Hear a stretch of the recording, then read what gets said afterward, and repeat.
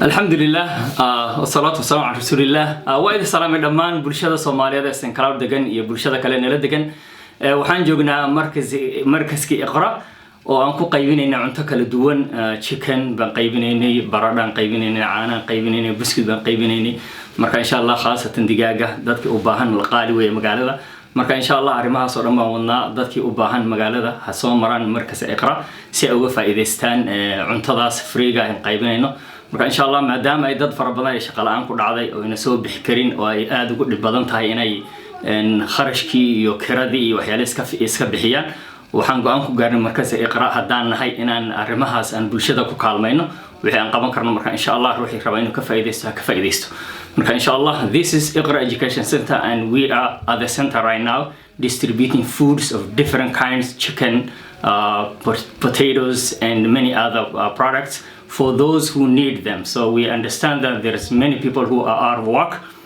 and are unable to pay for their essentials. So inshallah, if you need this food, stop by Iqra Education Center, located at 54th, 28th Avenue North and St. Cloud. So inshallah, if you need the food, drop by here. Our location is that I already told you. So we are here located at Iqra Education Center and we are distributing different kinds of food for those who need it. So inshallah, if you need that food, drop by and we will not be asking you where you came from, who you are. We'll just give you the food. Thank you and have a wonderful day. Bismillah ar-Rahman ar-Rahim. Alhamdulillah Rabbil Alamin. Salatu salam ala Rasulullah sallallahu alaihi wasallam. Halkan waxaan ka salaameynaa dhammaan community-ga muslimiinta ah gaar ahaan Soomaalida magaalada aan deganahay St. Cloud iyo nawaaxigeeda.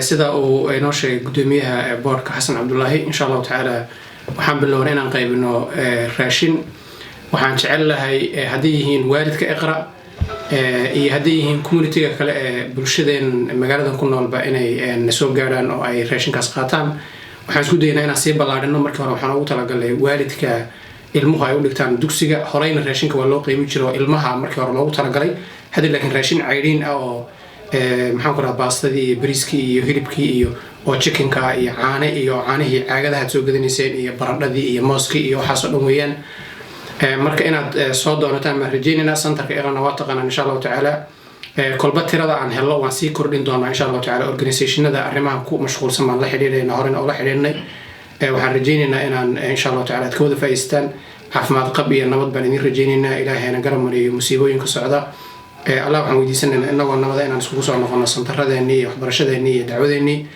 aad baad u mahadsantihiin wajazaakum Allahu khayran. Assalamu alaykum wa rahmatullahi wa barakatuh.